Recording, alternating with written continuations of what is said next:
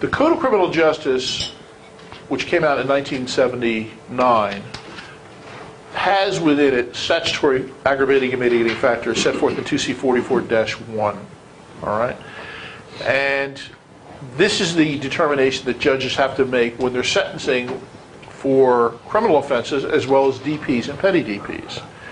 So, Joe, how do you handle this when you're working up a sentence? You look at the pre-sentence investigation, or you're going to make your pitch. You basically have the in or out decision, and then if it's going to be in, where you're going to go with respect to the presumptive term. And I'm using that in a very loose sense. I realize, right? You know, but say the midway point, whether you're going to go up or down from that. How do you handle those factors? So, with respect to all the negative factors, we try to go through them and point out how they're not applicable here. A common mistake, and don't let this happen to you, an extremely common mistake is what we call double counting. That is, suppose your guy was caught doing 120 miles an hour on a 40-mile-per-hour road. And certainly that would be an aggravating factor. But if he's charged with recklessness, and that's what the judge is determining. What's the recklessness? Doing 120 in a 40-mile-per-hour zone. So that's already part of the elements. That's already been taken into account, and they were used to convict your client. You can't use them again. You can't say, I'm going to raise your penalty and your sentencing for recklessness because you were driving recklessly. Okay, that would be double counting. So we go through the aggravating factors to try to negate them. We go through the mitigating factors to try to enhance them and say everyone applies.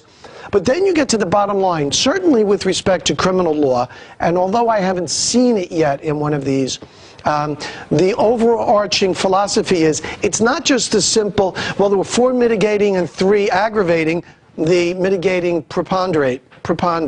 The answer is each one has a separate weight.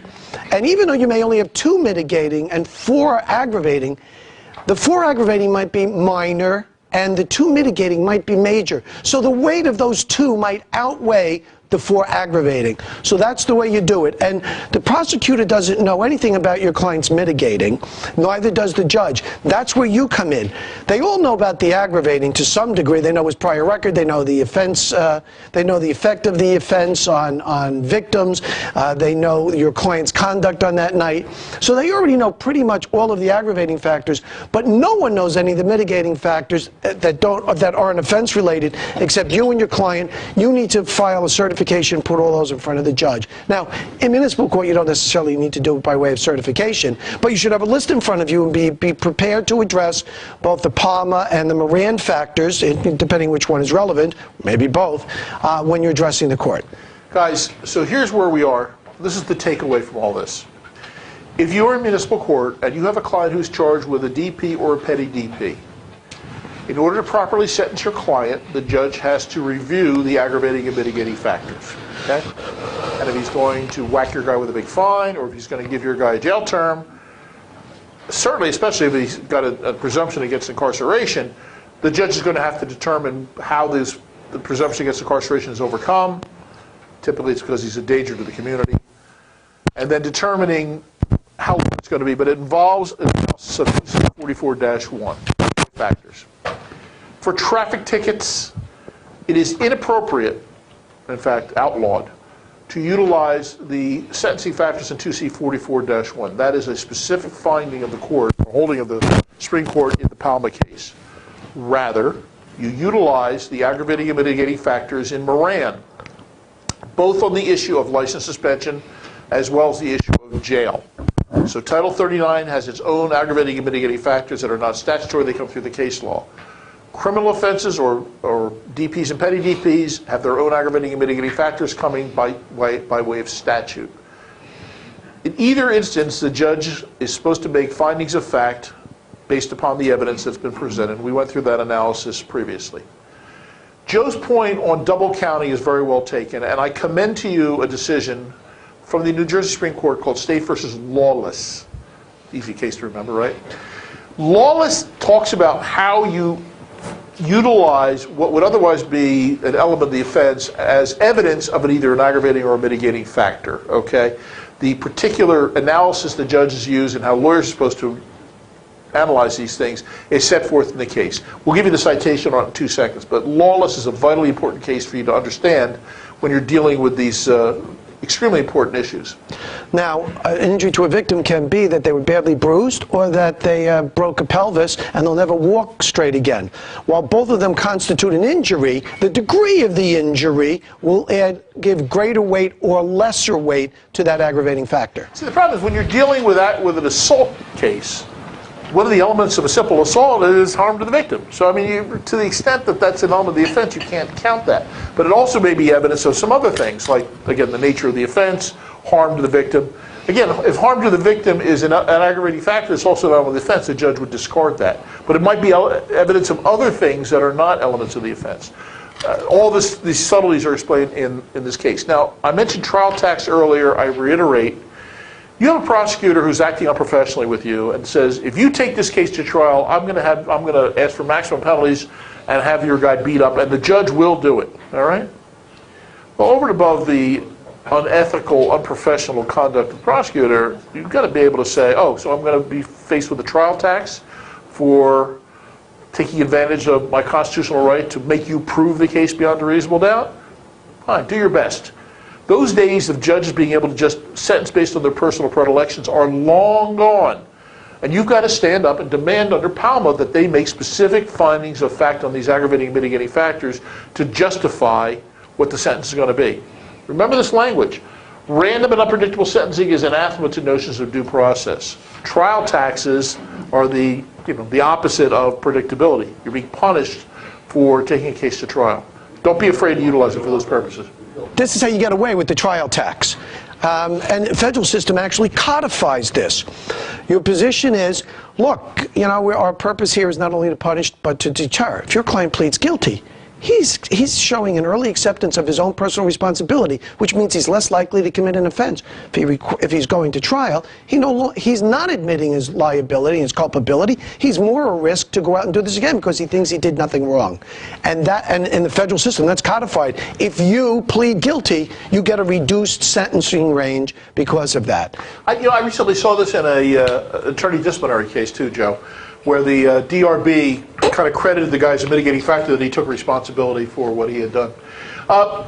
Guys, the Moran factor now is going to apply in this wide range of issues. I just want to point to this kind of an interesting case, this carry-on case. It was decided by the appellate division last year. It dealt with an issue that's really has nothing to do with drunk driving. It had to do with jail terms for 39.310s.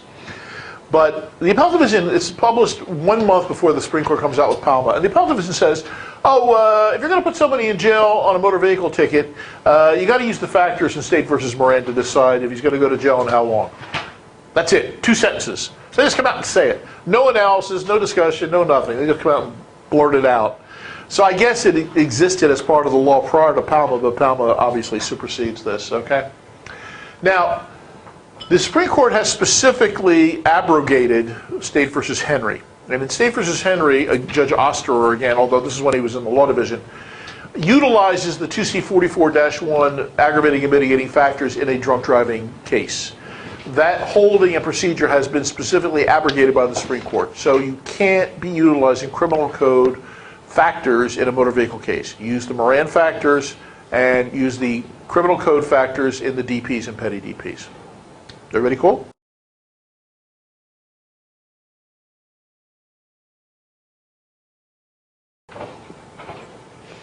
We mentioned Robertson before about the stays, so I don't want to belabor this.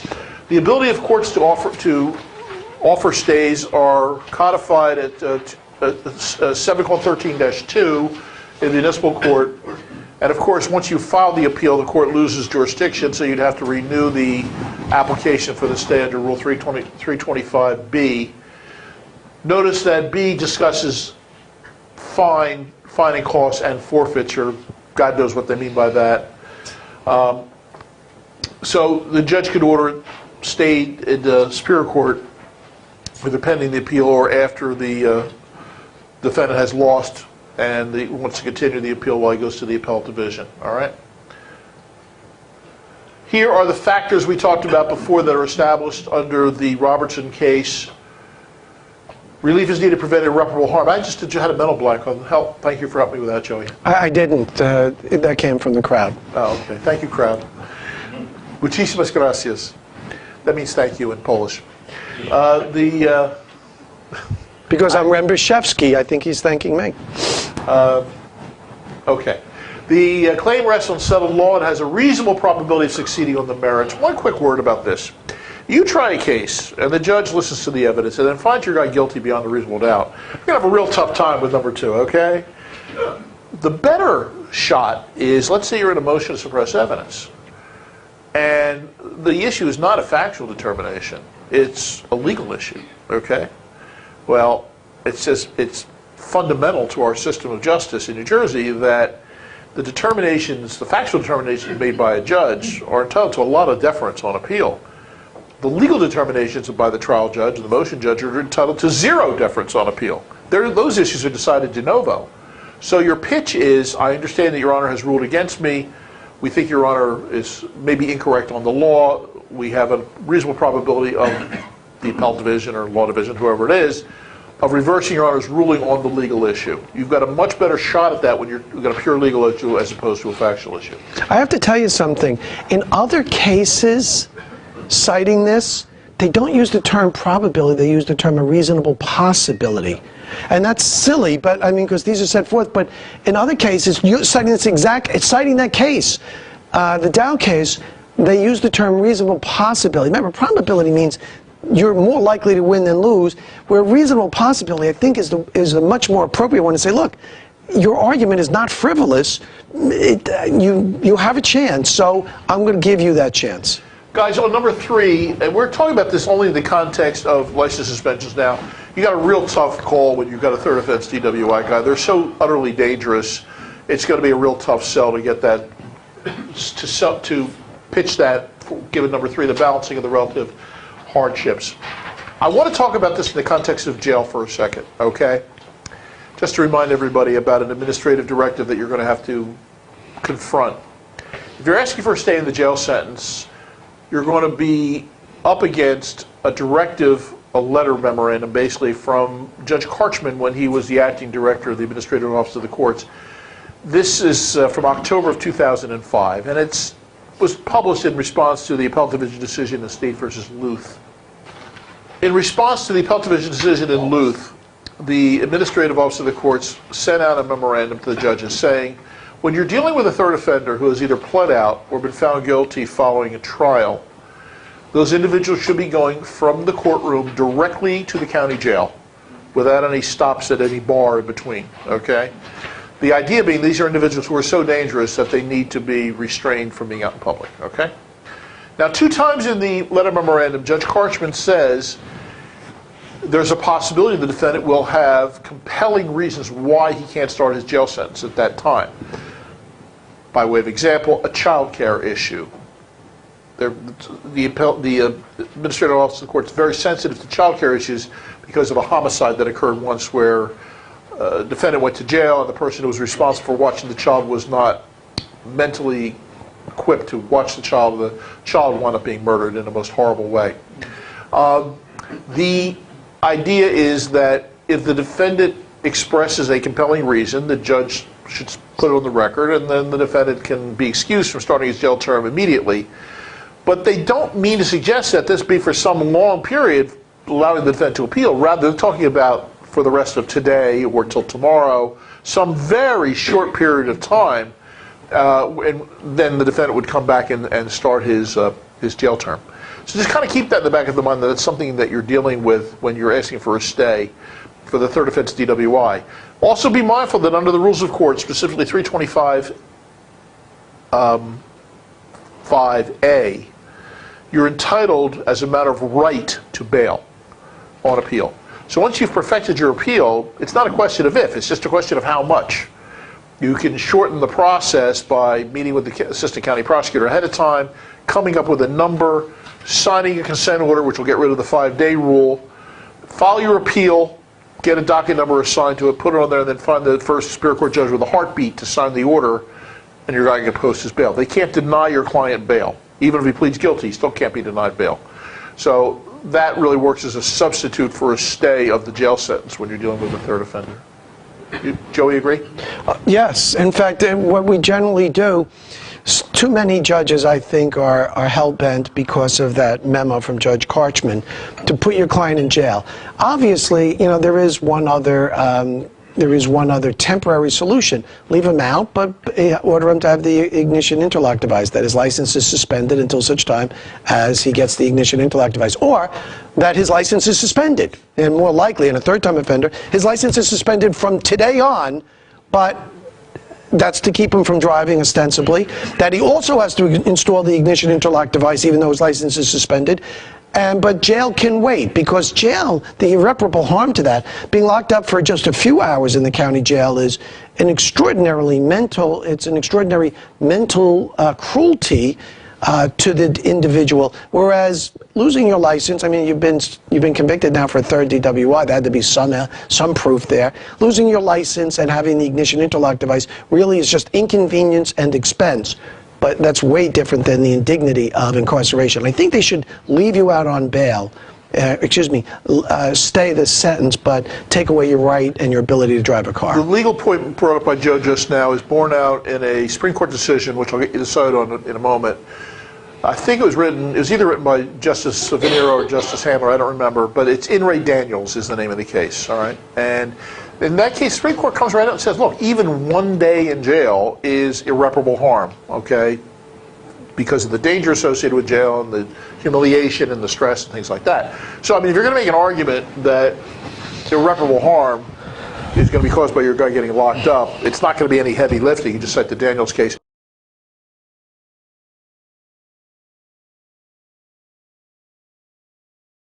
So here is where we stand today. The aphorism that we all grew up knowing is back being the law of our state. Specifically, a drunk will enhance a refusal, but a refusal does not enhance a drunk. Okay? That's all you need to know. If you know that, then you're doing pretty good. You know more than most people. All right? Do you know the logic behind a refusal not enhancing a drunk? You can't get a refusal without getting a drunk driving charge. And you can't only be convicted of a refusal unless either you were acquitted of the drunk driving charge or the evidence was so weak that the prosecutor agreed and the judge agreed it was so weak it could not reasonably be proven, and it was dismissed. So by inference, if you only have a refusal on another occasion, a determination was made that the case against you for a DWI could not be made out, or it was not made out. You know, you try enough of these things, you run into everything. And I've actually had on a couple of occasions situations where my client was acquitted of the drunk driving and convicted of the refusal. In each instance, it was an operation case. They just couldn't prove that my guy was driving the car. But for him to be required to take the breath test only requires probable cause to believe that he was driving the car. Very, very slight amount of evidence. So, I mean, these are not inconsistent decisions by the court, you know, but it can happen on occasion. So, let's kind of go through this because we're going to war game this out a little bit. Let's go back to our aphorism. The drunk will enhance a refusal, but the refusal doesn't enhance a drunk. Everybody understands that, right? Now, let's throw some monkey wrenches in it ourselves. Let's war game this. Client has a conviction in 2008. Then he gets arrested in 2015, and he refuses the second time. Okay? Wait a minute, did he refuse the first time? No. Okay. Took a test, stupidly, and based on his test results, he got convicted. He says to himself, the next time these cops grab me, I ain't going to be stupid. I'm not going to give them a sample. So he refuses. So now he's a second offender, right? And he's refused. His refusal is in connection with a second or subsequent DWI, so he is a second refusal. Even though he's never refused before, remember, his prior refusal enhances the DWI. Got it? All right. Let's change the facts a little bit. The cops grab him in 2003. pleads out. It's the date of offense, by the way, that counts here, not the date of conviction. There's a case on this called State versus Bischoff, not Eric Bischoff, by the way. I got professional wrestling on the mind today, guys. I apologize. State versus Bischoff is the case that says it's the offense date that counts. All right, so let's change the facts. 2003, arrest, gets found guilty. They grab in 2005 in Bergenfield. He hires Joe Rem. Okay? Now, look at the different ways Joe can handle this. All right? Joe knows that he's a second offender. Okay? And he's got the refusal. So you start off, he's a second offender on both, because it's a connection with a second or subsequent offense. Joe knows that he's going to get a step down on the drunk driving. Okay? Mandatory, because he's got more than 10 years between his first drunk driving and his second. So he's going to be treated as a first offender on the drunk driving. Okay? The question is, what do we want to do with the refusal? So here's our ways of looking at it.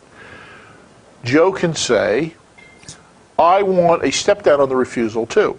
Prosecutor says, well, there is no step down in the statute. How are you going to get that? Joe will then point out State versus Fielding, the appellate division decision that says under these circumstances, you can give the defendant a step down on the refusal. This comes through the case law, not through the statute. Okay? If the prosecutor's on board with it, then the defendant is looking at a suspension term, 3 months on the DWI and 7 to 12 months on the refusal, which can be served concurrently. Okay? Everybody got that? All right, that's a possibility. You could also take the position, I don't believe in fielding, there's nothing in there, I'm going to play hardball, so you're going to get 3 months suspension on the DWI, but you're going to be sentenced as a second offender on the refusal, and that's a 24-month suspension. Oh, by the way, by statute, the 2 suspension terms have to run consecutively, so you're looking at a 27-month suspension. Okay? Now, you could take it third way, and this is what Joe would do. It violates the first law of municipal court, which is don't be a hostage, but Joe would do this. Here's the legal issue. I don't want to step down on the refusal charge. I don't want it. I want you to consider him a second offender. Okay? Now, the guidelines to the rules of court allow us, you and me, to plea bargain drunk driving cases associated with a second or subsequent refusal. You can lawfully dismiss this refusal charge because the guidelines allow it. It can go away. So what we're going to be left with is a single drunk driving conviction with my guy losing his license for 30 days, or for 90 days. Okay? If you look at guideline 4B, this is all totally kosher. You can do it, not a problem. Okay? Question. Are you being a hazard by asking for this? We're dealing with a business based upon relationships. You got to know how to talk to people. You got to know how to sell this stuff. I just want to, and I'm not being an advocate here. I'm just telling you this is out there as a possibility. It is legal. How you do it as in your own advocacy is another issue. All right? We're just here to inform. Okay? We report. You decide. Here's the citation on fielding. Read it over. That's going to give you the justification for getting a step down on the refusal in these circumstances. All right? But understand that Fry has gotten us back to the status quo ante that we enjoyed since 1980 when the Supreme Court published In re Bergwald. Okay.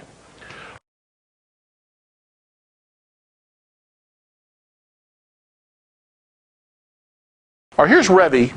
Revy is a case that came about as a result of something quizzical, I guess the Supreme Court said, in Cingolini.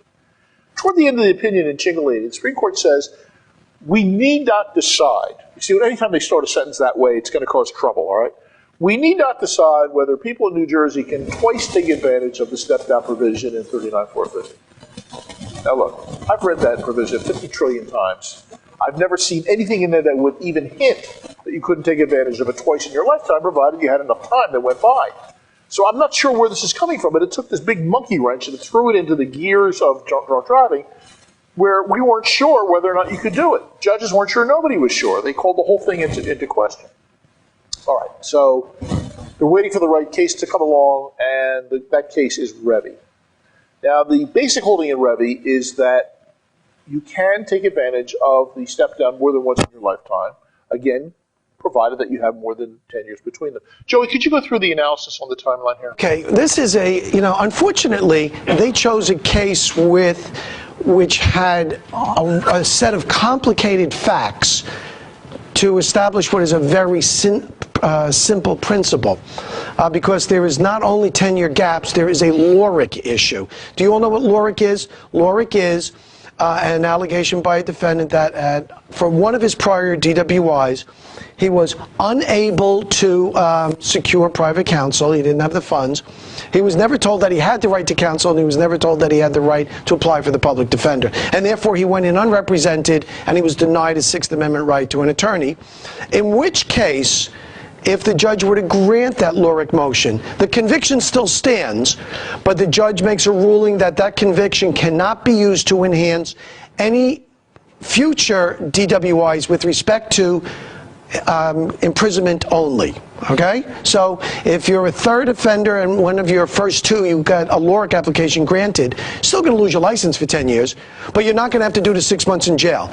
You could do up to 90 days, because that's what a second offender can get, or the judge may give you nothing, no imprisonment at all. But that's LORIC. We have two different timeline examples. This one is going to explain just the straight, utilizing the step down twice in your life. The second one is going to be the LORIC component. So how's this one work, Joe? You'll notice that with respect to every one of these time frames, there's more than 10 years in between them. We have 4 convictions. Obviously, there's only 3 intervening time frames. There's 11 years between the first 2. There is 13 years between the second and the third. And between the third and the fourth, there is 11 years again. Guy in my office just 2 weeks ago picked up on a DWI. What is this? He says, I don't know. He says, I had a prior one 2 years ago. I said, 2 years ago? Why were you driving? He says, no. He says, you don't understand. I got my license back the day before, so I went out to celebrate. He was celebrating getting his license back, dead drunk, 3 sheets to the wind. I mean, really dead drunk, and now he's got his third. That's how you celebrate getting back your license.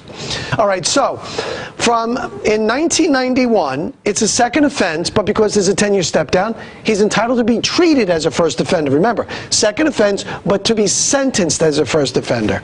Okay, now 2004. It's again 13 years, more than 10 years here.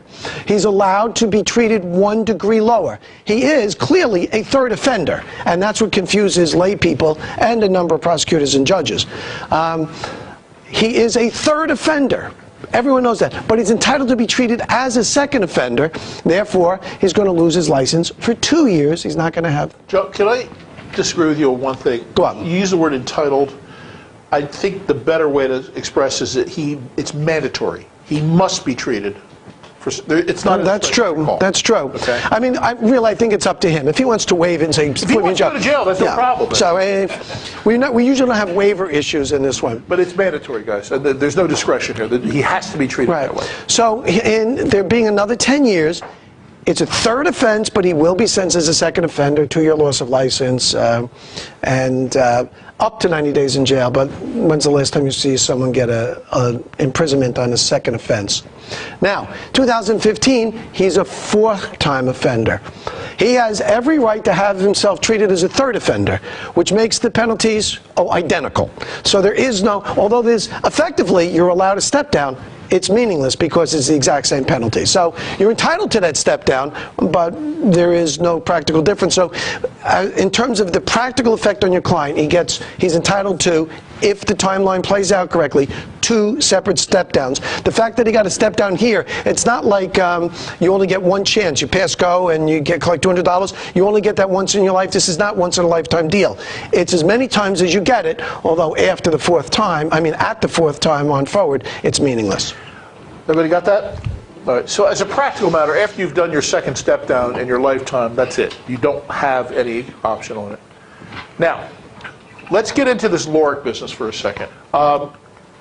Here is the LORIC timeline, and I want you to just take this.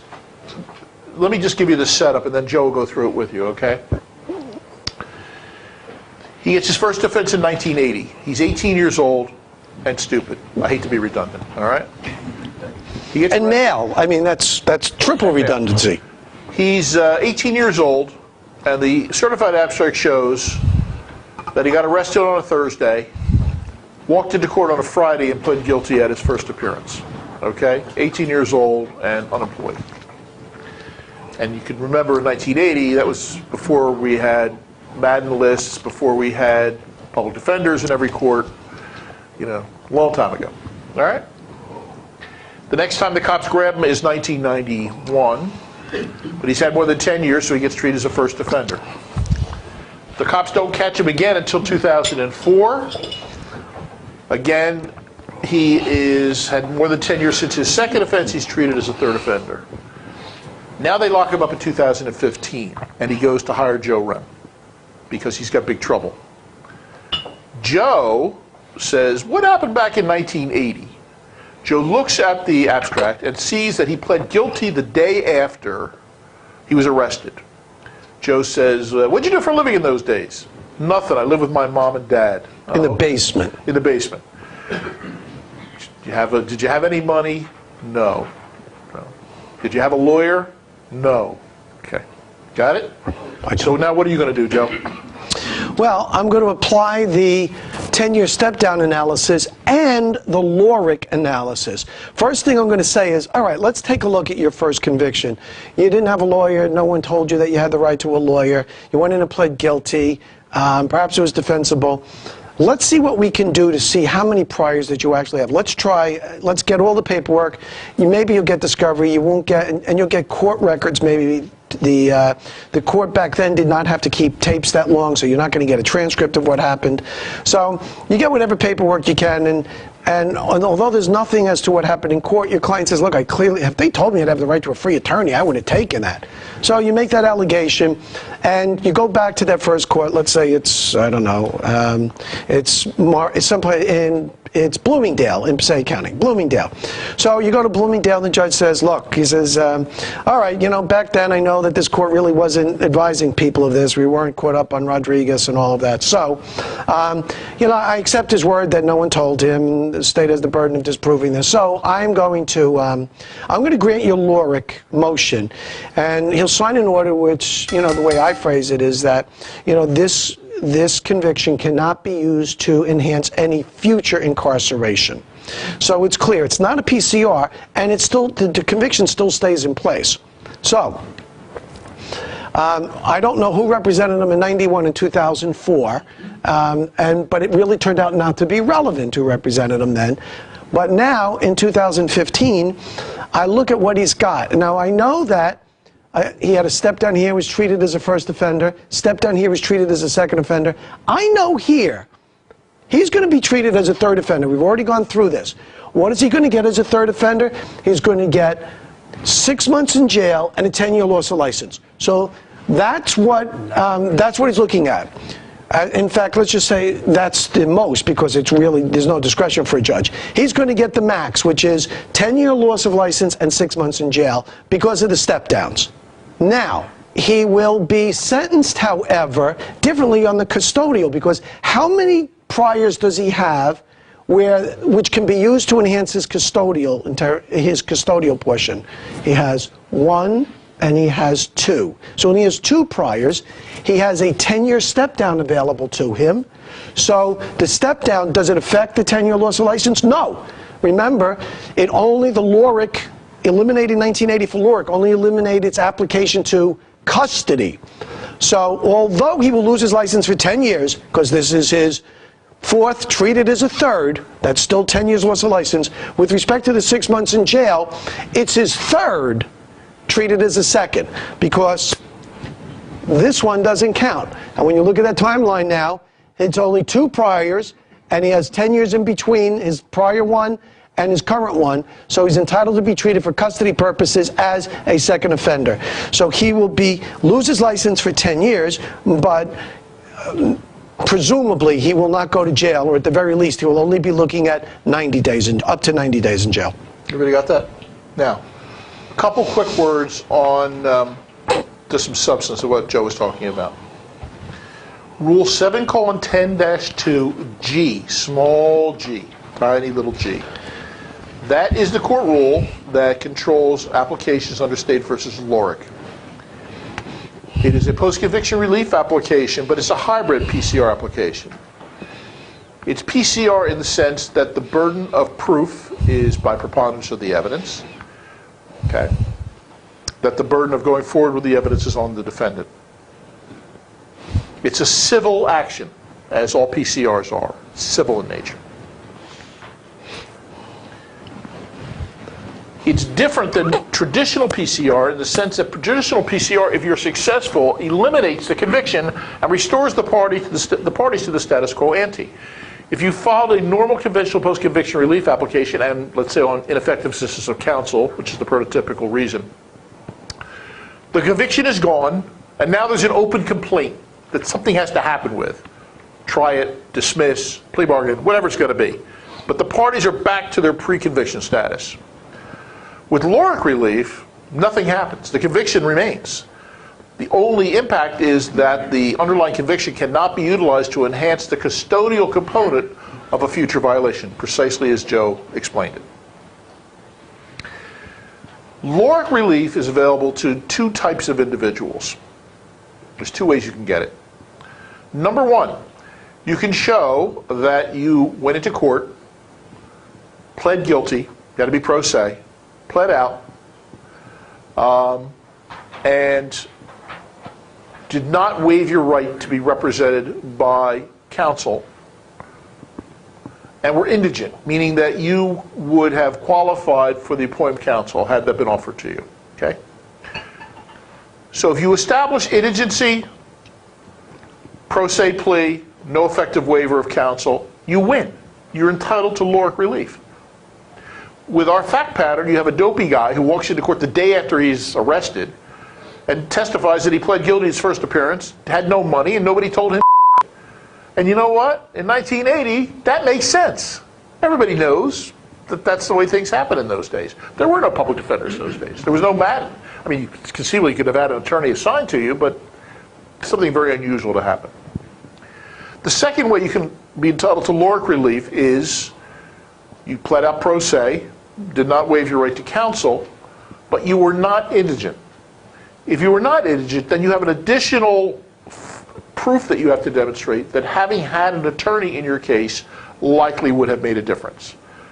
You pled guilty to .09 BAC, you pled guilty and there was only one breath test administered. You know, something that an experienced attorney looking at the file would have picked up on some error that could have been advocated on your behalf, okay? So this is an additional burden that people who are not indigent at the time have to demonstrate, that having had an attorney likely would have made a difference. So each of these entitles you to LORIC relief. Question: how was it that Joe Wren was able to go back 35 years when there's a 5-year limitation on post-conviction relief applications? The reason Joe can go back 35 years is because of a appellate division decision called State versus Bringhurst. Bringhurst says that if you can make a prima facie case in your pleadings, the judges are supposed to relax the statute of limitations on LORIC applications. Why? Think about it logically. A guy walks into court and pleads guilty, pro se, he's poor, nobody tells him anything about the public defender. He gets sentenced, all right? What is the relevance of LORIC at this point? None. Zero. There's no case. There's no nothing. There's nothing ripe for disposition. When is there going to be a case or controversy? Answer: whenever the cops get around to locking the guy up again. Well, when's that going to be? Well, it could be after the 10 years he gets his license back the next day. It could be tomorrow. It could be 50 years from now. Who knows when it's going to be? It's unpredictable. And it's not the defendant's fault that his constitutional right to counsel was violated. All right? So recognizing the dynamics of, it's really a combination of the defendant getting caught by the cops that's going to trigger all this. The appellate division says if you can make a prima facie case, either in your pleadings by demonstrating poverty and lack of waiver, or he wasn't necessarily poor, but it would have made a difference in having, you know, into his case, then you're supposed to relax the statute of limitations and allow the guy to go back to court. This is why it's possible to get back in 35 years after the fact. Yeah, I got to tell you, I had a case in the last year where my client was looking at a third-time offense, and I filed an application for LORIC.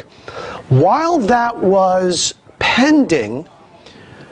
I won the third time DWI. So I came to my client and says, well, we'll get rid of that. I said, no. I said, we've already filed it. We just have to argue it and let the judge decide it. You may need this again. Yep. Let me argue it. I mean, I'm not charging you anymore for this because maybe we can knock it out. And if you get caught again, I know that'll never happen. But on the extreme improbability that it does happen, you already have a LORIC in your pocket. So we continued it. We did not win the LORIC, but that's not the point. The point is, why not go for it? I had exactly the same thing happen, Joe. It's unusual. I did it on a second offense. I got LORIC relief on a second offense, won.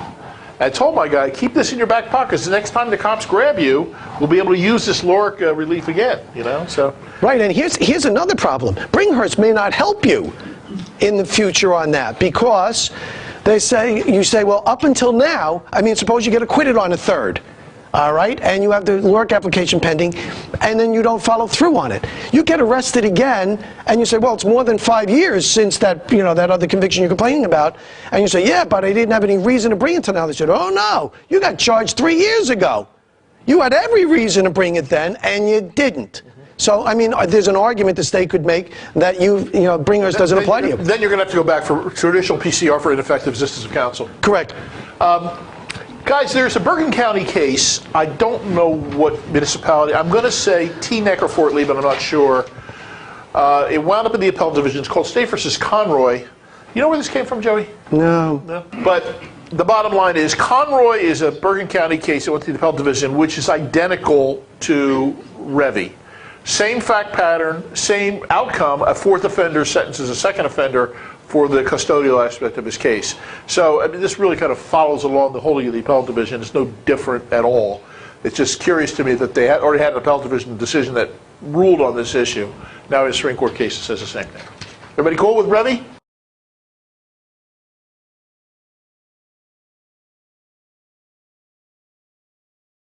Back with Robertson again. John Menzel asks for a jury trial in every single one of his cases. You know, superficially you'd say, well, it's unethical for him to do that because the case law is against him, but yet the RPCs excuse you when you're filing a good faith, your pleading is done in good faith with an idea toward changing, modifying, or reversing existing law. And that's exactly what he's trying to do. And, you know, every once in a while, doesn't happen often, every once in a while you get lightning in a bottle, and that's what happened with this dental spec case, all right? There is one justice on the Supreme Court who I feel is particularly interested in this legal issue. He was in the dissent the last time the matter was considered by the Supreme Court, and 6 of the justices in that decision, the 4 who were in the majority and the 2 who joined him in the dissent, are gone. He's the only one left. And this is an individual who knows everything there is to know about trying drunk driving cases, all right, because he did it many times. So, it's in play now. All right? The holding of the appellate division in Robertson on the jury trial issue does nothing more than parrot back existing New Jersey law. In the absence of the offer of a jury trial, they're capped at 180 days, okay? So even if you have mandatory jail for other offenses that in the aggregate would put your guy over 180 days, it doesn't matter. In the absence of an offer of a jury trial, they're capped at 180 days. All right, so the takeaway from this concept in Robertson is dental's Beck, which was not in play at the time the case was published a couple months ago, but I want everybody to be aware of it. Now, how you want to handle this, how you want to play it, that's a different situation. Knowing Joe, and I don't want to be presumptuous here, but I know you too well, Joe's going to be asking for stays and everything else on his third offenders because they may be constitutionally entitled to a trial by jury. Yeah, we don't normally request a trial by jury just because of all the prior law, but early this week, notices went out, pleadings went out to each of those courts demanding a jury trial. I have 2 third-time offenders that I'm and at a minimum, if this is going to be a matter of constitutional dimension, you want to have pipeline retroactivity associated with it. So if you have a third-time offender, my suggestion to all of you is to follow your motion now. At least you're going to be on record of having asked for it, which you'll get the pipeline retroactivity. Everybody cool? Okay. Does that get bumped up from municipal to superior? Well, that's a good question. There's no jury boxes in the Superior Court. I mean, there's no jury boxes in the Municipal Court. I guess if they were going to do it, they'd have the Municipal Court judge come over to the Superior Court and try it. Who knows? I don't know. if they're not going to change it, maybe the legislature will just say, well, they're going to have jury trials anyway. Let's indict them. Joe has made reference to a case in his remarks just now that I want everybody to be aware of. It's called Blanton versus the city of North Las Vegas. This is not Joe Blanton, the pitcher. It's a different Blanton. And in the Blanton decision, the United States Supreme Court talks about drunk driving in the context of packing, all right? In other words, it's clear that, and this is not even open to really legitimate argument, that the distinction between a petty offense and a crime in the United States is the authorized jail sentence that the legislature ascribes for a particular course of conduct. The maximum sentence, if that exceeds the limit Bob's about to say, not what your client actually gets, but what he's exposed to. Right, because the only clear indication is the distinction between a petty offense and a crime is what the legislature says. So in drunk driving, it's 180 days, and that ain't a mistake. I mean, they have it because the distinction constitutionally is 6 months. Where you have an offense where the authorized punishment exceeds 6 months, you're entitled to a trial by jury constitutionally. Otherwise, it's not. It's a petty offense, and you're not entitled to a trial by jury. The Blanton case... Why is 180 days, not 6 months? Well, that's a very interesting question. The reason is because of the detainment at the IDRC. Remember that they can detain you for between 12 and 48 hours. Well, if they wanted to give you 6 months in jail but detain you for 48 hours, you're still talking about 182 days. You're 1/2 day short of 6 months, okay? There are people thinking about this kind of stuff, all right? I mean, that's sick people, but they're thinking about it. And even sicker people who know this stuff and talk about it, it's like him and me. But the bottom line is this.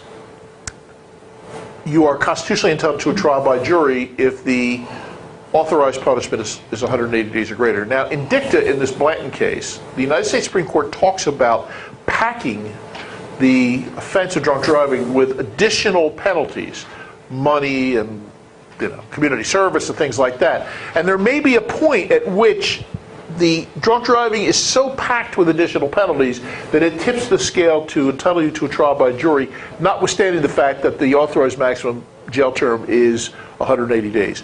So for the people, I know the ACLU is going to be involved, and John Menzel, they're probably going to be arguing that the statute's been so packed with collateral consequences, motor vehicle surcharges and fines, insurance increases, and everything else that you've got, that the scale has now tipped where you're entitled to a trial by jury. I suspect that'll be the argument, okay? The packing is going to be the key issue, and it can be a couple different things. They can either decide on federal constitutional doctrine and say that New Jersey is so packed that it's now over the limit, or they may decide to say, we're going to decide this on state constitutional grounds, and we find in interpreting our own state constitution that it entitles you to a trial by jury, or they may say, no. We'll see. That's not our job here. My function and Joe's function is to sensitize you to this and make some suggestions on how you can advocate on behalf of your clients. Okay? Look, and I do think that our Supreme Court is much more conservative than it was back then. It seems to be a conservative group.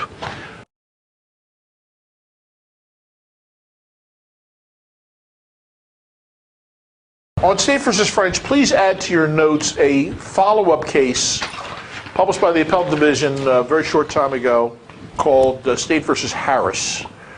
And Harris relates back to French, so I'll describe the whole thing to you. Here's the setup. In French, the guy has a third offense DWI and a companion 2C40-26. The plea offer is plead guilty to everything and we'll give you concurrent time, okay? So the defendant says, fine, guilty, and the judge sentences him. Then the defendant turns around and says, well, listen, I want to go into a residential inpatient program. It's available for third offenders on drunk driving. It's rehabilitative. It advances the state's public policy about rehabilitating intoxicated people, et cetera, et cetera. Prosecutor's office says, no, you're supposed to be going to jail for 6 months and you have a 180-day parole disqualifier.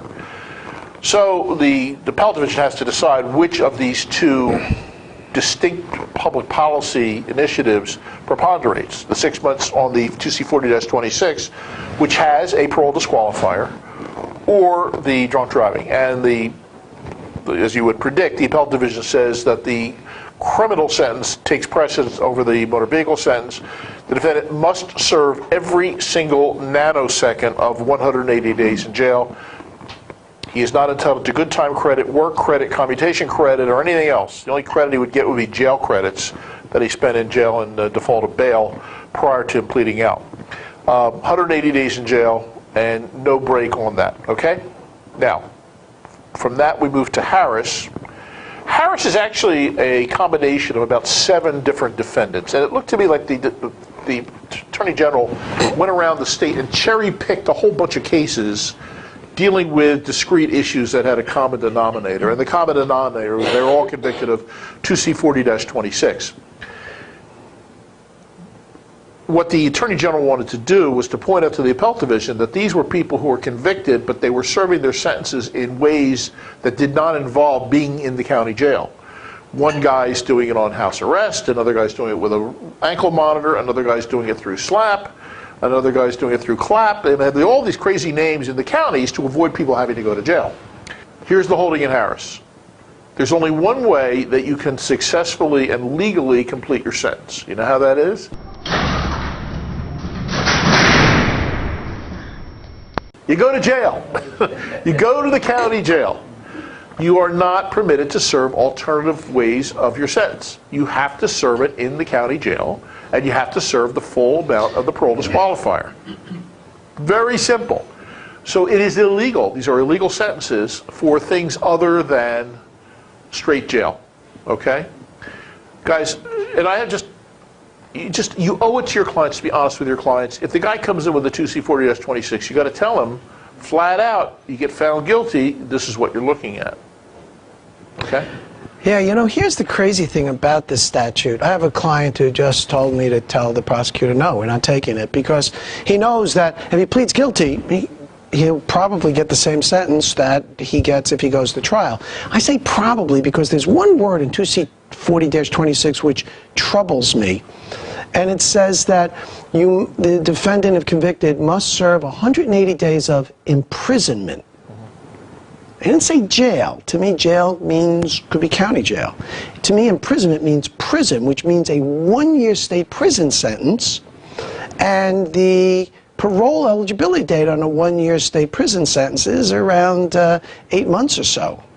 So I'm concerned, and I'm deciding whether or not to file a motion because they've already had the plea cutoff. But now that this issue has been raised, do I file a motion before the sentencing judge and ask for an opinion as to what the judge thinks? Is he going to send my guy to state prison, in which case he's going to do more than 6 months? But if he pleads out, the prosecutor is willing to give him that 6 months as a condition of probation. Yeah, Joe, you may want to follow that under Rule 3:9-3 because that lets the judge give advisory opinions about, if my guy pled guilty, what would Your Honor be disposed to giving him? And the judges can say that. But that's the only extent to which judges can participate in the plea bargaining process. And again, this is to like break ice jams and let the process move forward. All right, so everybody okay with French? Everybody okay with Harris, the follow-up appellate division case on French? Just a real quick reference here. This came up in this Division of Trial Protective Services. They'll always be DIPUS to me. I'm too old to learn a new name.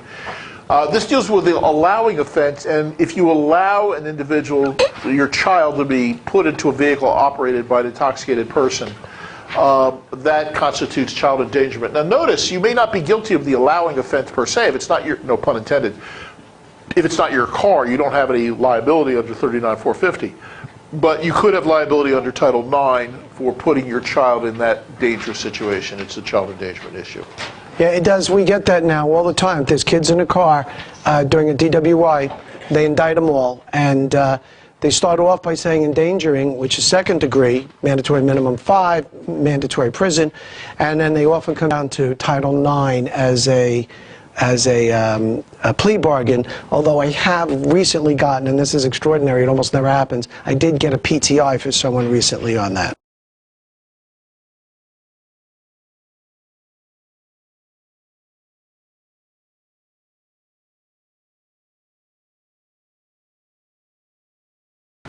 This is, I mentioned this case earlier today, and I have to tell you, when it first came out, I read it. For some reason, I was reading unpublished opinions that day, which I normally don't do. And I thought to myself, wow, thank God they didn't publish this piece of garbage. And then 6 months later, they come back and publish this piece of garbage. So the best way to explain the holding in this case is to go through a timeline, all right? So here we are, 2011, the guy goes into court, pleads guilty to DWI, second offender, gets a 2-year suspension, okay? Not too difficult for you. You guys can figure that part out, right? All right. So there he is. He's on the revoke list for 2 years. The cops grab him in 2012, the next year. He's out there driving. You know why? Because it sure beats walking. And they charge him with 2C40-26. Okay? So now he's looking at going to jail. He goes to hire Joe Rem. Okay? Joe charges him a moderate fee, a reasonable fee. And Joe then jumps back into the 2011 court and files a petition for post-conviction relief, alleging no factual basis or ineffective assistance of counsel or some argument. And the judge grants Joe's application. Right? That's correct. You're back. The parties are now not. This is not LORC. This is a straight out 7:10-2 PCR granted. So now the parties are back to the status quo ante. No pro tunk. We should add the one interesting fact that may not be legally relevant, but the judge who grants the PCR on this, he grants the PCR, and as soon as he grants the PCR in 2013, the defense says, "Thank you, Your Honor. Having granted the PCR, the case is now reopened. My client pleads guilty." And gets the same sentence. But he gets it in 2013, which is after the time he was driving on the revoke list. I'm sure that there was no agreement beforehand. It just, after he won the PCR, he decided to plead guilty to the same offense and get the same sentence. Here's the issue. Let's assume that he doesn't plead guilty. It's just PCR. It's out there. Just say it's still open. It's up in the cloud somewhere. Its status as occurring before his driving on the revoke list, it's now gone. It's eliminated. It's the underlying suspension is gone. No right. talk. Okay. Right. Appellate Division says we don't care. Guilty. What? What do you mean? It's gone. You got PCR. Here, look, I got an order right here, signed by the judge. Not they vacated the conviction. We don't care. The 2012, when you're driving on the revoke list, on the day you got stopped by the cops, there was an order that said you were on the revoke list for drunk driving. Yeah, but they got rid of that. We don't care. But we don't care. Look at this. The fact the defendant is able to obtain post-conviction relief following charges of 39-340 and 2C40-26 does not erase the fact the defendant initially drove during the period of suspension. They cite State v. Gandy for the proposition, we insist on compliance with judicial orders to promote order and respect for the judicial process. Compliance is required under pain of penalty unless and until an individual is excused from the order's requirements. Thus, as long as the court order exists, the defendant has knowledge of it, the defendant may be prosecuted for a violation thereof, regardless of its deficiencies. Ouch. Now, do you know what this analogizes to? Think about this, and this has been the law in New Jersey forever. Suppose that my name is Joe Rem, and suppose there's another Joe Rem, and there actually is one that I know of in Libya. I swear, it's Joseph Rem in Libya. Anyway, here's the point: if a police officer comes up to you and says, "Whoa, there's an arrest warrant out for you," and you say, No. My lawyer and I went to court last week. They agreed that it was a mistake. It wasn't me. That was the other Joseph Rem. It's not me. It's not me. And he says, I'm sorry, I'm taking you in. The defendant does not have the right to fight and beat with the police officer. You don't litigate that issue on the street. You litigate it in court. So even though there was no right to arrest you, that doesn't give you a right to break the law by assaulting the officer and resist arrest. And that's what this is all about.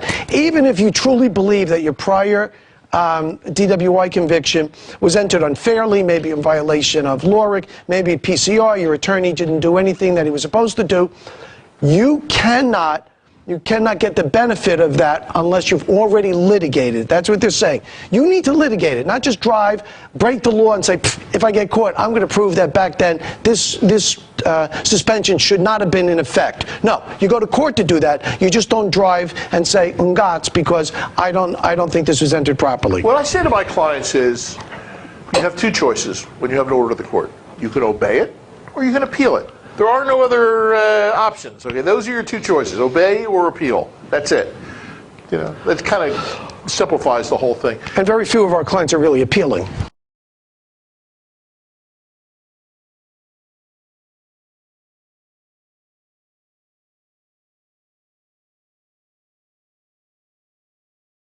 All right, let's talk about State versus Jones for a couple of seconds. And when Jones first came out, I you know, the prosecutors in my county were talking about it a little bit. I think they just read the squib as opposed to reading the case. And they seemed to think it was a proposition that the appellate division was walking back how much exigency the police have to demonstrate in order to be excused from getting a search warrant in a blood draw case, all right?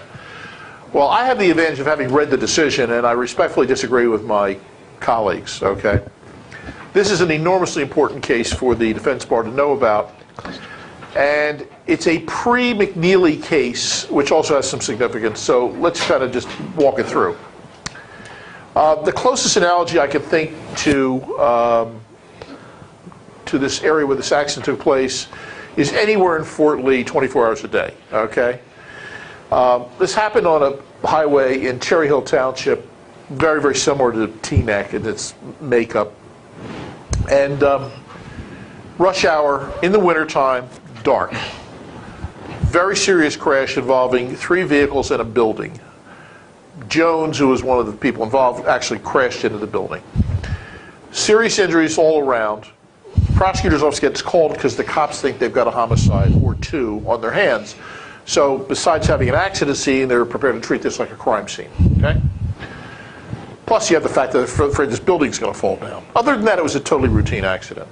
So visualize the scene of just transferred to Fort Lee at rush hour in the wintertime, where you have every possible cop from town, hazmat, EMTs, fire, rescue, heavy rescue, you know, jaws of life and all that stuff, all showing up. Can you imagine what that was like? The same thing in Cherry Hill, right outside of Philadelphia. So Jones, the one who crashed into the building, is unconscious, and they can't get her out of the car. So they have to bring the jaws of life, pry her car open, bring her out, and have to take her to the hospital. She's still out. And the EMT who's treating her tells the officer that he detected the slight odor of an alcoholic beverage on her breath, but that's it. So the evidence that the police officer has to suggest she was drunk driving is slight odor of an alcoholic beverage and the occurrence of an accident. I don't even think you could get a dial order on that limited amount of evidence, okay? There's just really nothing going on. But you've got this enormously complex, chaotic scene which the investigating officer is in charge of. So he's going through, you know, moving things around, investigating, taking statements, you know, doing his job. After about an hour after the defendant has been taken to the hospital for treatment, he finally can leave the scene and go to the hospital. He gets there, she's still unconscious. They work on her, they revive her. At this point, now he's able to talk to her. And in speaking to her at the hospital, starts to develop probable cause to believe she's under the influence of alcohol. Now, the law in New Jersey at this point was very simple. You take somebody to the hospital for drunk driving, you take blood out of the person. New Jersey law created a categorical exception to the warrant requirement in that era, which authorized the police to just get the blood, okay? They didn't need anything other than probable cause. The fact the person's in the hospital was its own exigent circumstances. You didn't have to look beyond that, all right? So they take the blood, she comes back, she's intoxicated. Okay, that's the case. Here's the holding of the appellate division. Here's how they deal with the McNeely issue. They say, we recognize this is a pre-McNeely issue, okay? And we recognize New Jersey had this stupid law at the time that was inconsistent with federal law. But any judge, assuming that McNeely was in play in New Jersey, any judge looking at this evidence would have excused the police from getting a search warrant. They had terrible exigency associated with this complex scene. No probable cause to believe she was under the influence of alcohol. I mean, that didn't develop until very late in the investigation. You take that and couple with the evanescent nature of alcohol in the bloodstream of human beings and how it just is dissipating with every beat of the person's heart, going out through the urine, through the breath, and all the other ways it gets dissipated. The police just didn't have the time to get a search warrant. We would have excused them from getting a search warrant even if McNeely had been around in those days, okay? So the appellate division found that under these circumstances there was an enormous amount of exigency which justified the police in foregoing the warrant requirement and taking the blood, okay? Now there's excellent language here about the level of exigency they expect the police to have and what will excuse the police from getting a warrant in the future. So if you have one of these cases that comes up, a post-McNeely case where the cops are claiming that they had exigency, you know, do it in the context of this Jones case. It has an excellent discussion here. And one additional thing to watch for, make sure that the cops are not creating their own exigency, okay? Like, for example, when they decide to take the guy through 15 towns in Bergen County to find one alka-test that works, as opposed to taking the guy right over to, to the hospital right away.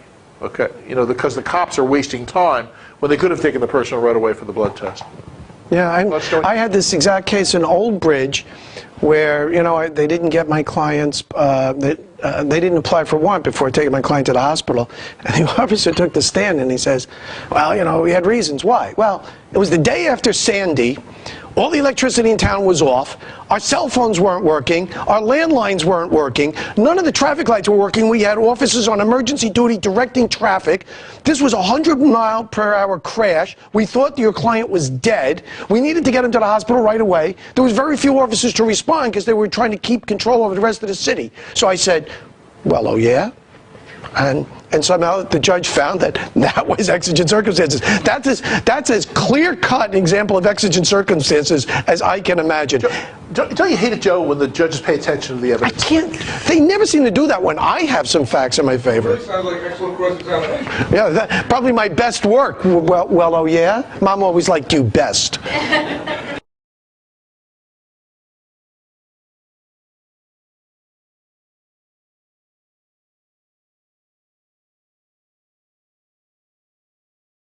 State versus Witt has the clear capacity to become a landmark decision in Fourth Amendment jurisprudence in New Jersey.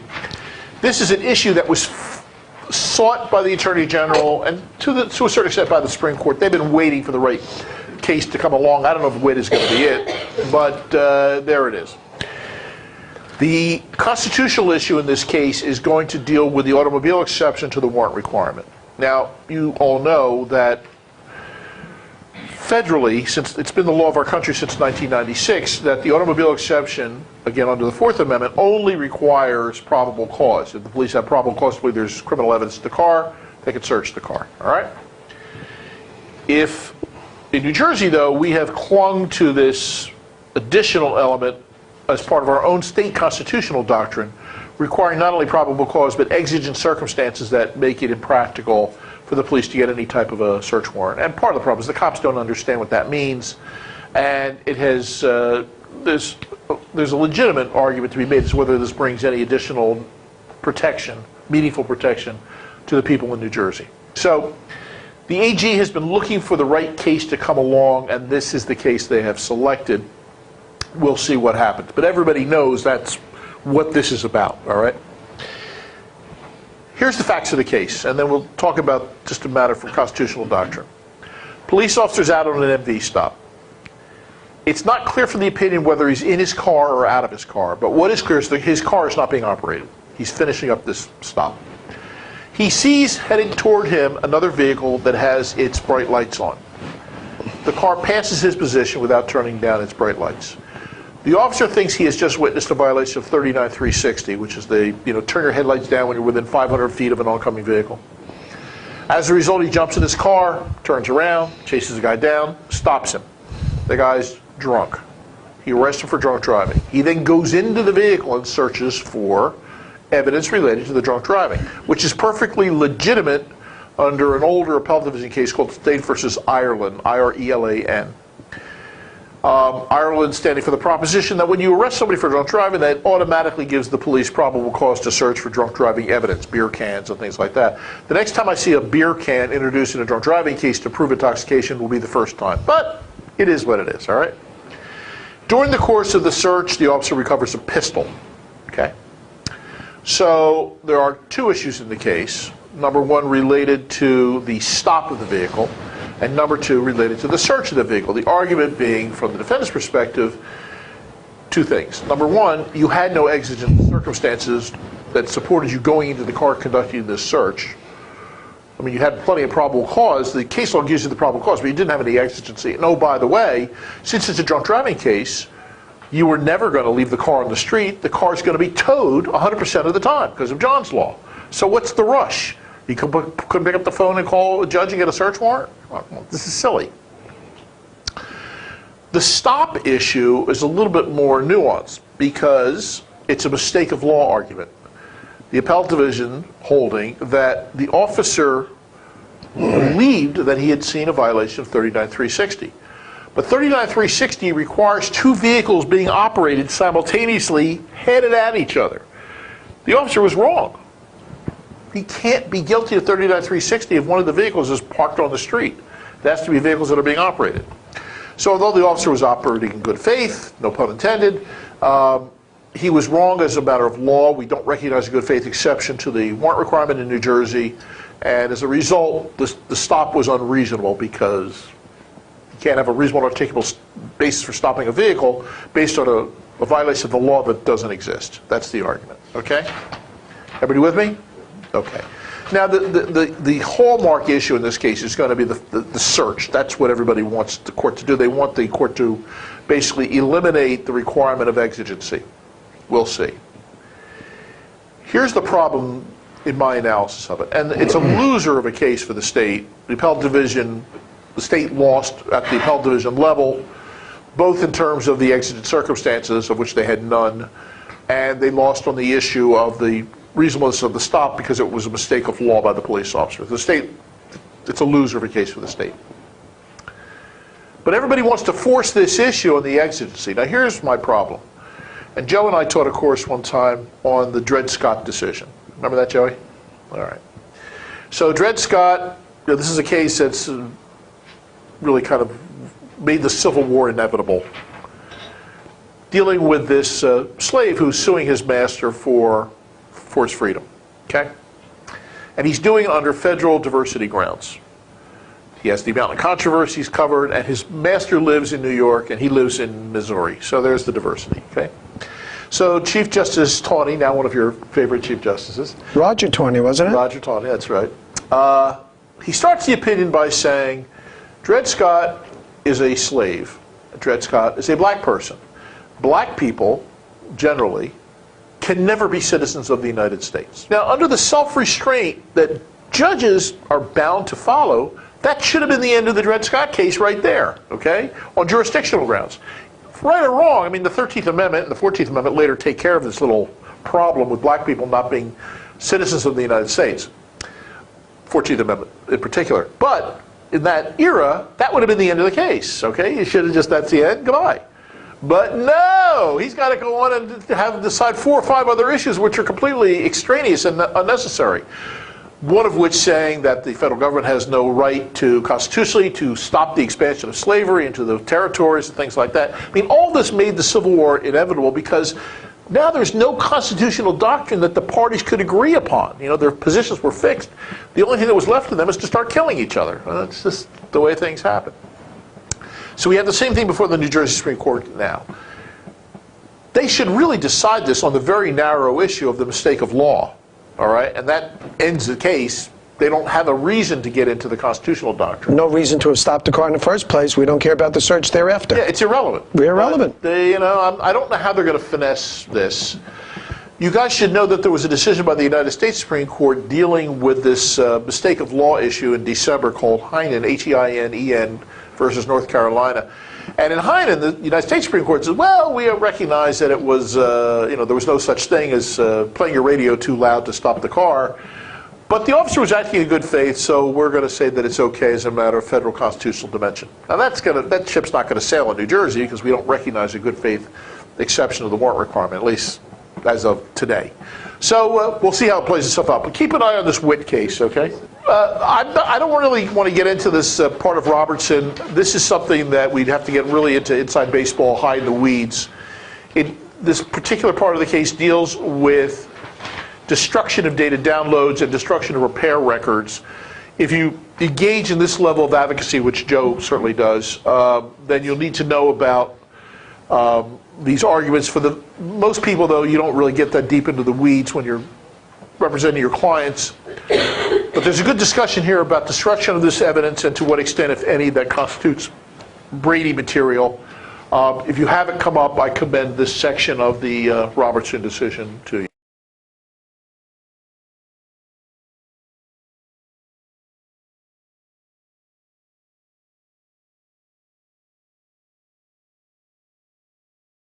All right, Campbell raises a very interesting issue. And Joe, I'll be curious to see whether or not you agree with the strategy I've suggested in this one. Defendant says In re Winship mandates that I not be convicted of an offense unless every element has been proved beyond a reasonable doubt. I have a per se violation. The judge found beyond a reasonable doubt that I was driving the car. But he found, by clear and convincing evidence, that I had a .08 BAC. Okay? Therefore, my constitutional right to my due process right to not be convicted unless upon proof beyond a reasonable doubt as to all elements of the offense has been violated, because the judge was able to find me guilty on a BAC of .08 on proof that was less than proof beyond a reasonable doubt, specifically proof by clear and convincing evidence, which is what, it's what the case law says, right? Now, guys, I've been telling people for years. Once the judge has found that you've driven and has admitted the BAC of .08 or greater in evidence, the case is over. There is no way to rebut that evidence under New Jersey law. And now I find out I've been wrong all these years, and I got to give all this money back. How am I going to do that? All right. So, I mean, he's raising, the young fellow who did this, he raises a very compelling argument, I think. All right. This is a decision written by Judge Sabatino, who's a pretty bright guy, and he takes the position that when a judge introduces or accepts in evidence the BAC, the ruling is only interlocutory, and you can challenge it either during the state's case or during the defense case or even after all the proofs are in, okay? And get the judge to change his mind. It is not conclusive proof of guilt. Everybody with me so far? Now I'm going to give you an example, and I'm going to ask Judge Joe to articulate this. Here we are. We're in the trial. Prosecutor's putting his proofs in. He forgets to put in a document. Let's pick something. Prior simulator solution. Or I was thinking about the card for the cop, the trooper.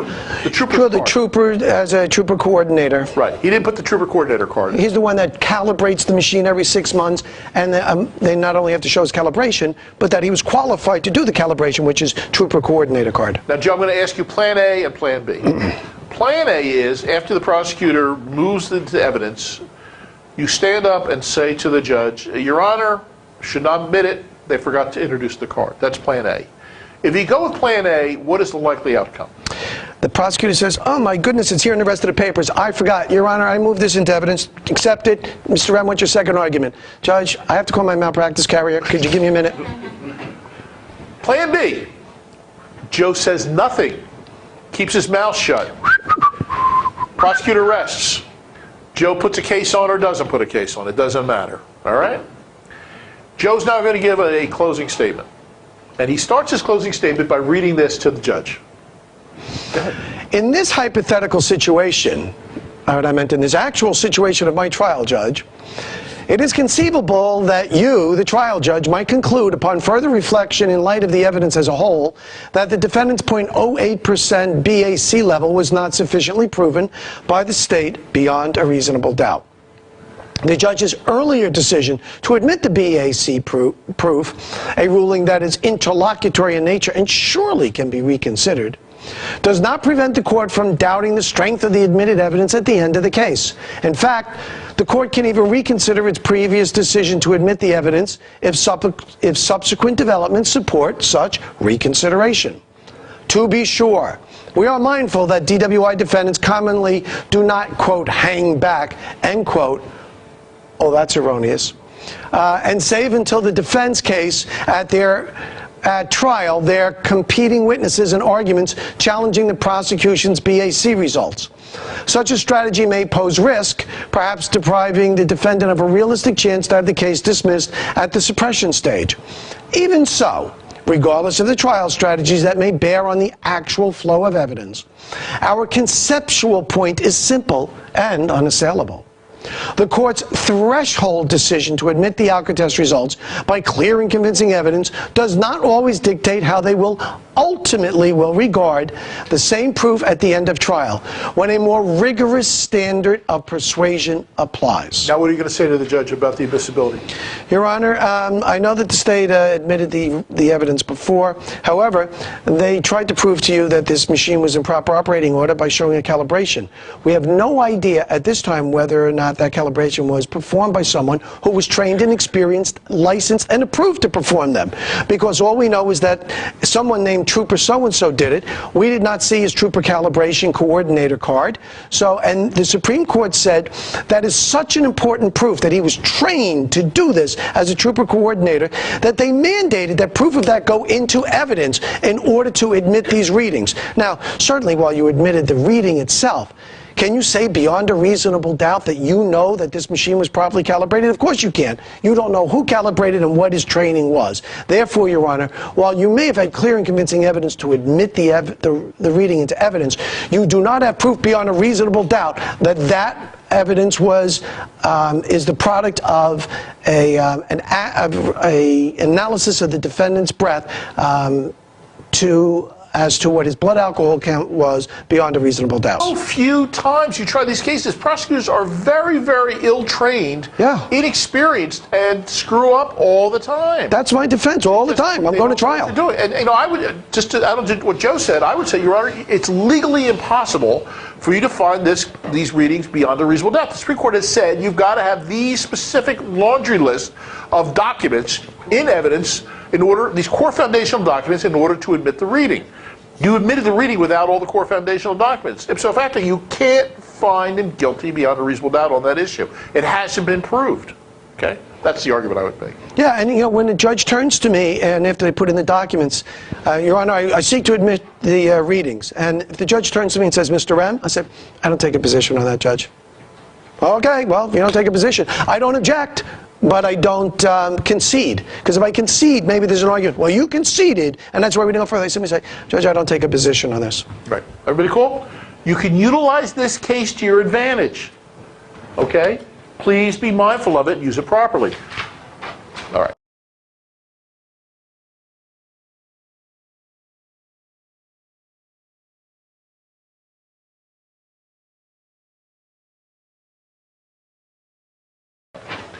Now, Gibson is a very simple case. I have to criticize the Supreme Court here respectfully.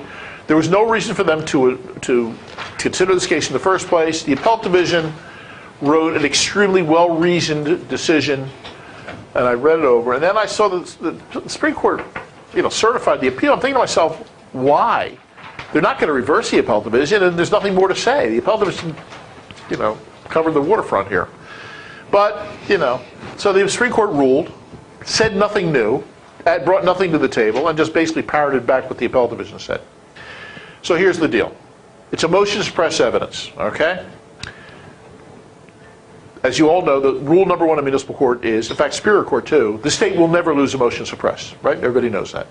So at the end of the case, the judge says, motion to suppress denied, and then the judge says, I heard a lot of good evidence during this case. Why don't I just accept the testimony I heard during the motion to suppress evidence as part of the state's case in chief, and we'll save a lot of time toward the trial, okay? And the prosecutor says, yeah, Judge, that's a good idea. And the defense attorney says, Judge, that's a terrible idea. All right, I object.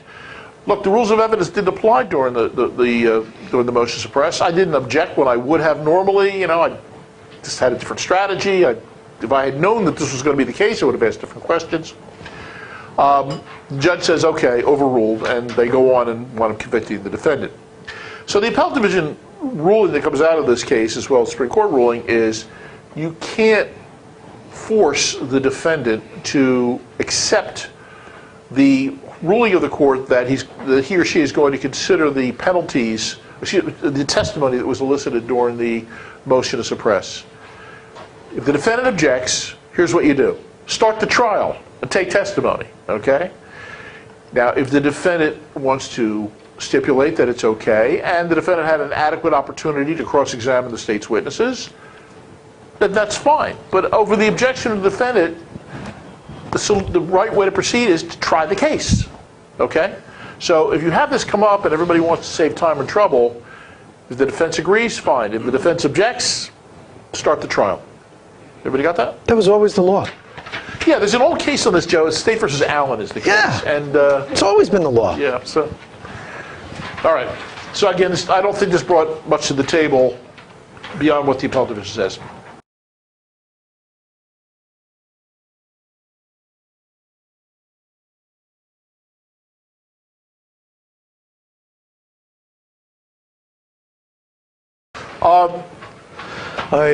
No, I'm going to simplify this for you guys. All right. This will be in play under the following circumstances. You have a blood case, you have a urine case, or you have a drug case.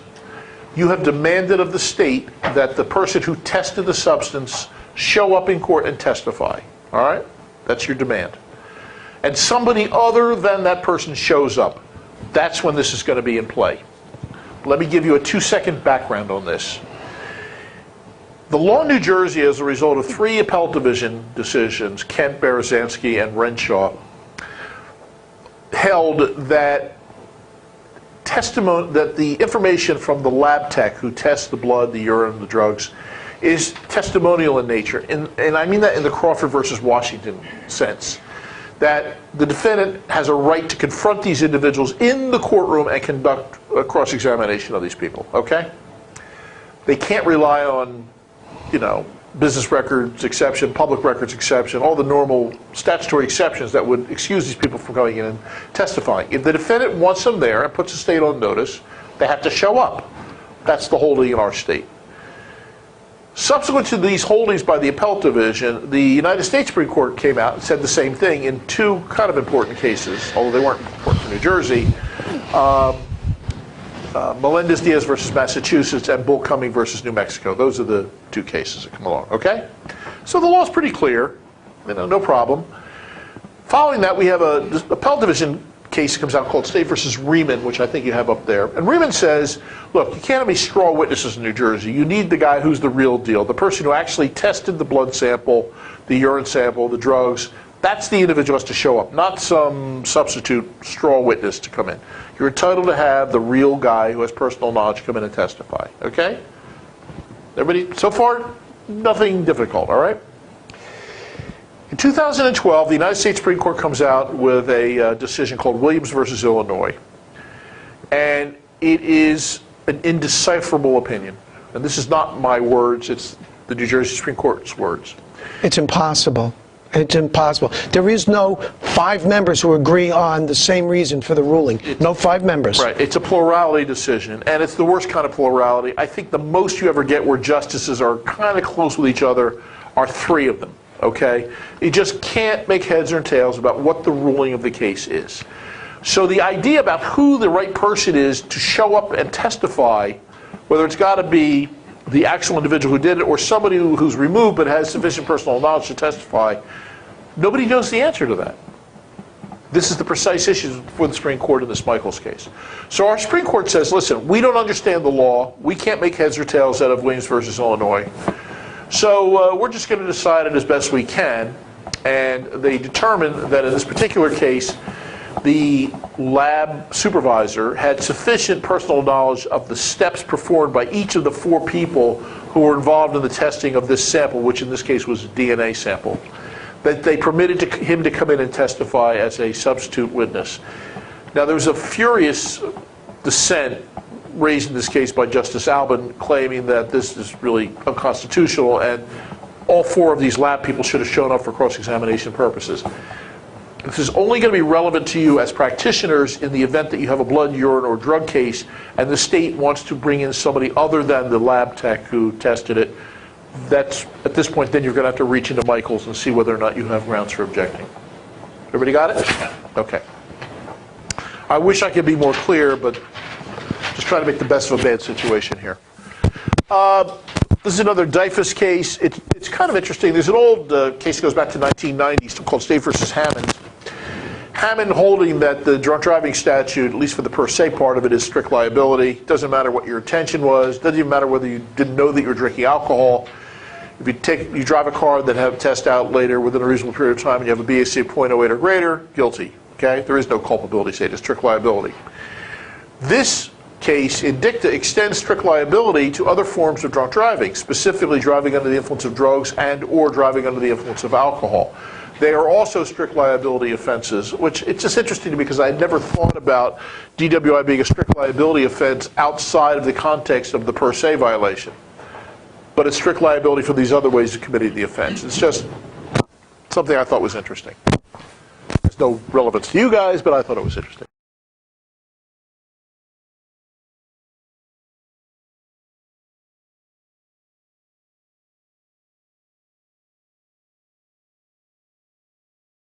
Peralta is a totally retarded case. I don't know why the appellate division publishes these idiotic cases that stand for nothing. Here's the facts. The guy gets locked up for drunk driving. The cops bring him in, put him on the box, and he gives 2 valid samples, both of which are over .08. Right? Yep. You remember his defense, Joey? Yep. Tell everybody his defense. I'm sorry? Tell everybody his defense that he raises. You remember? Oh, his defense was, they never read me the standard statement. Well, the standard statement says, you must take the test. You did take the test. What's your objection? Now, I raised the failure to, if the state forgets to mention the standard statement and my client refused, I said, hey, you know, it's a, he had no idea what the penalties would be, and the law says you have to read it to him. But that's the defender refusal, not giving 2 breath samples. So, a completely ridiculous case. He would have had a better argument if he said, well, I didn't know about my right to get an independent sample by blood, breath, and urine taken by the cops not reading me this. Now, there's already a case on this that goes back to 1976 that says, forget about it. But it would have made more sense conceptually, you know. So the bottom line for all of you is the fact that the cops didn't read you paragraph 36 is not a means or not a basis for excluding otherwise validly administered alcotests results. It could be an affirmative defense on a refusal charge, but not when you give valid samples. And I got to tell you, I think the defendant in that case was right, by the way. It wasn't a frivolous argument. I'll tell you why. It's not about the facts of this case. It's about the process. Our system is all about the process. 39:4-50.2 says you can take breath samples from the defendant so long as you prior read to him the standard statement. They didn't follow the process. They didn't follow the procedure. Those prior steps are mandatory under the statute before you're allowed to take a breath test. I think he was right. But the court didn't. I mean, they took a practical approach, which is, if there's any way we can convict this guy DWI, we got to do it. That's the mandate from the Supreme Court. But the process gets eviscerated. Now the police have been told, if you omit an important part of the process, which is mandatory, we'll say, it's okay. So now nothing's any longer mandatory, and whatever a court dictates to somebody, and when the court says you must do this, or when the statute says you must do that, and you don't, courts now feel free to say, well, maybe they didn't mean it. Now, same questions before. Was this a waste of time, or did you guys learn anything? You sure?